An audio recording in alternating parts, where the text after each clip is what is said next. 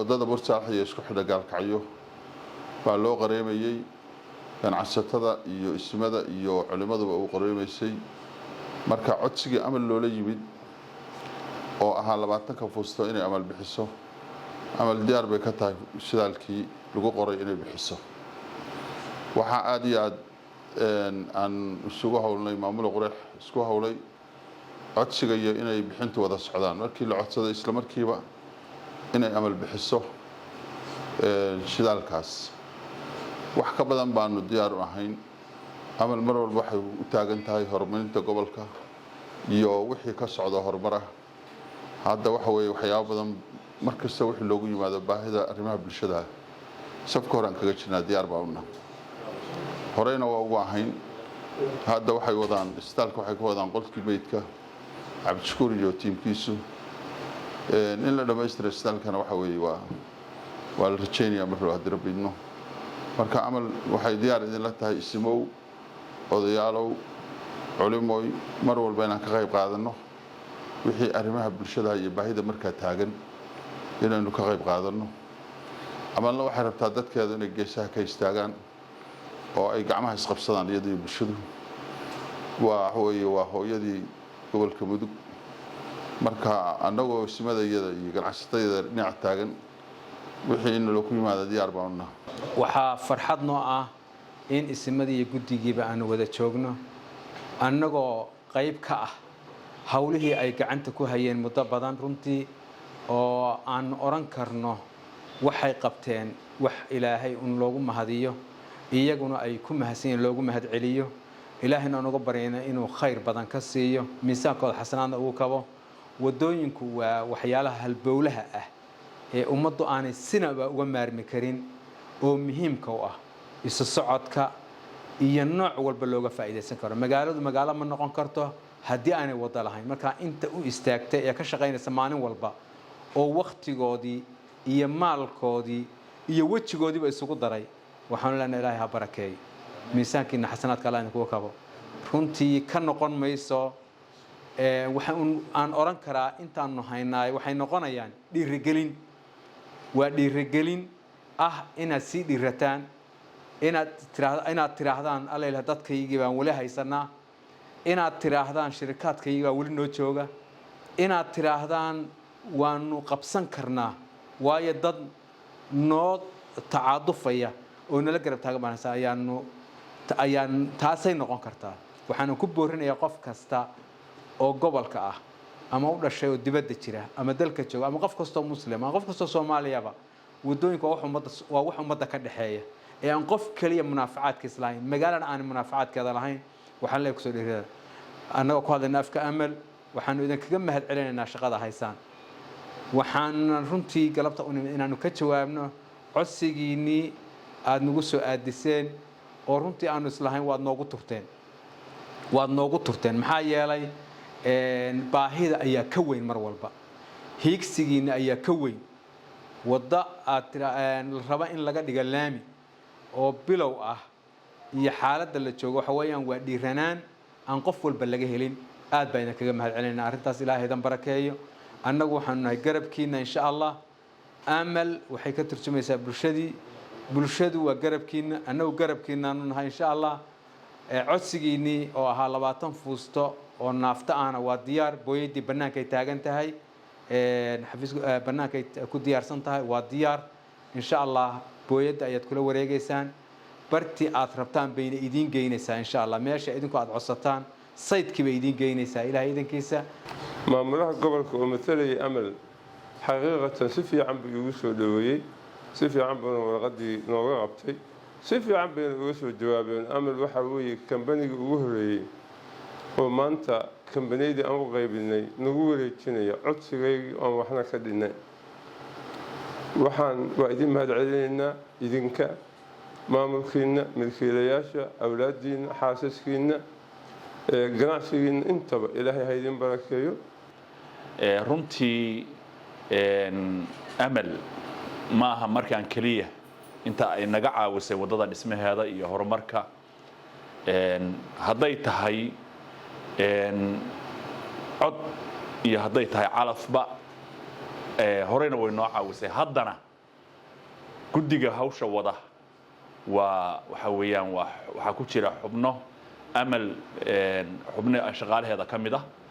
oo aad u firfircoon runtii aan la'aantoodna aysan shaqadu noo socoteen aad iyo aad baa u mahadsan tihiin ka qayb qaadashada iyo contributionka galabta aan ugu wareejiseenna waa ku mahadsan tihiin 20 fuusto waa intii aanu idinka dalbannay aad iyo aad baan idinkaga mahad celinaynaa meel kasta oo amal ay joogto shaqaalaheeda iyo milkiilayaasheeda dhammaantiin waxaan idin leenahay waa mahadsan tihiin allah idin barakeeyo runtii inta aan rabnay waa intaas galabta dhiirigelinta iyo hanka nagu jiraay naguma jirin saakayto sababtu waxay tahay wax badan baa iska bedelay waxaan hadda ku tilaabsan doonaa insha Allah inaanu wadadii aanu soo wadnay laami inaanu saarno haddii alla idmo markii aanu inta shayga dhamaystirno arintaas aan ku dhaqaaqi doonaa haddii alla idmo maadaama aanu haysanno dad saan noola shaqeynaya oo saan noogu heelan oo garbaha yaga iyo gondaha yaga taagan waxqabadka yagana runtii aad iyo aad ugu heelan oo runtii yani ugu bogsan waxa aan qabanayno aad iyo aad baa u mahadsan tihiin isimada sharafta leh ee gobolka mudug aad iyo aad baan ugu mahad celinayaa shacabka reer gaalkacyo iyo reer bursaalax aad iyo aad baan ugu mahad celinayaa sida sharafta leh oo har iyo habeenba hufnaanta iyo hagar la'aanta ah ay noogu garab taagan yihiin ka shaqaynta wadada annaga isimada ahi mar kasta oo ama horumarin ha noqoto ama arrimo kale oo waxqabada ha noqotee amal mar kasta oo aanu u nimaadno waxaan dhihi karaa anugu oo markhaati ka ahay dadka noogu firfircoon oo noogu aqbal fiican oo noogu wanaagsan oo weliba iyagoo raalli ku ah inaanu ku soo noqnoqonno dadka horumarka gobolka u taagan oo wax ka bixinaya oo sadaqadooda la baxaya inay yihiin baanu markhaati kana waxaan uga markhaati furaynaa hadda 20 fuusay wada jirayaan wadada dadka ka shaqaynaya gruubka ninka madaxda u ahay waa amal waxaan kaloo ka markhaati ahay oo goobjoog waliba u ahay shakhsi marka loo yiraahdo dadka amal ka shaqaynaya inay wadadaas iyo horumarka kaleba ka dhiibtaan qaybtooda haddana markaa kaliya ma aha sida guud amal markay wax bixinaysay aad iyo aad baan uga mahad celinaynaa waxaan leenahay dadka amal iskale iyo dadka u shaqaynaya labadaba ilaahay ha barakeeyo dad iyo dunyaba Allah wuxuu u barakeeyo aakhirana alla masiijiyo sadaqadooda waxaan aad iyo aad iyagana ugu mahad celinayaa guddiga noo qaabilsan wadada oo iyaguna sidii aan rabnay shaqada uga soo baxay amalna qayb bayba ka tahay yadaa qayb ka ah yadaa u adeegaysa yadaa dadka wax u weydiinaysa yadaa muxuu ahaa gacanta ku haysta shaqada qaybteeda koobaad amal marka galabta halkaan ammaan aan ku soo koobi karno iyo wanaag ay leedahay aan ku soo koobi karno ma jiraan waxaana kala bakhaylayn inay yihiin cidda kaliya yaanan dhihina way badan yihiin shirkadaha iyo dadka wax bixinaya inay ama qolada koobaad yihiin in lala mid yahay maahana kolley iyadu marna sugunta maaha intaasaan oran lahaa dhammaanteenna ilaahay khayr ha siiyo amal runtii waxa ay tahay horaan loo sheegay runtiina shirkaddan marka dhab loo daraaseeyo ama muxuu ahaa arrimaheeda ha laga xog warramo yiraahdo wax la gaari kara maaha aad iyo aad bay u mahadsan yihiin waxaanu leenahay shirkaddaas iyo dadkeeda iyo ahalkeedaba ilaahay ha barakeeyo aakhiriya adduunba allah ha barakeeyo dad iyo dunyana allah u barakeeyo si joogto ah bay waxay uga qayb qaataan masaalixda caamka ha ahaato dhismaha ama dhismayaasha wadooyinka muxuu ahaa masaalixda kale ee gobolka sida bahalkii nabadgelyada muxuu ahaa wacyigelinta dadka waxa xun laga wacyigeliyo shirkadaasi dhan walba waa loo intifaacsadaa runtii waxaan odhan karaa dad kale bahalkii iyo dadka ka shaqeeya waxaa kaga intifaac badan bulshada ama mujtamaca kaga intifaac badan waxa ay u qabato mujtamaca waxaanu leenahay allah idin barakeeyo sadaqadiinna ilaahay idinkama habaabiyo aakhiriye adduunba ubadkiinnana allah idin barakeeyo xoolaha aad bixiseenna meeshaad ka soo bixiseen wax ka khayr badan ilaahay ha idinku bedelo aakhiriya adduunba aad iyo aad baan uga mahadcelinaynaa jazaakum allah khayr jazaa baan leenahay amal bank runtii waa samafalo aad u weyn deegaankao dhan bay maarata runtii ay ka shaqeeyaan wax aad u ballaar bay qabtaan runtii dhaqaalaha kobcinta dhaqaalaha iyo horumarinta dhammaan sectoriska dhaqaale ee gobolka iyo kobcinta kor u qaadidda masaakiinta doorka ay ka qaataan waa door shariifa weeye sidii loogu duceeyaanu ducaynaynaa ilaahi subxana wa tacaala maarata inuu hantidooda iyo maamulkooda ilahi subxana wa tacala inuu barakeeyo aad waxaan uga mahad celinaynaa sida runtii dhaqsaha badan oo ay uga soo jawaabeen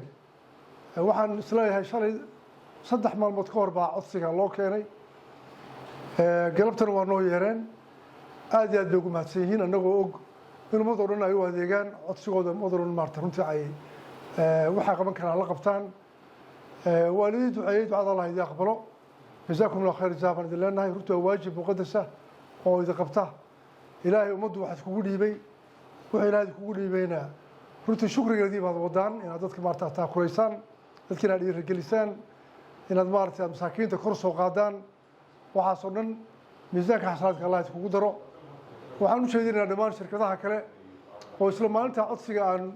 u geynay amal iyagana aan u wada geynay sidaas si lamid ah in iyaguna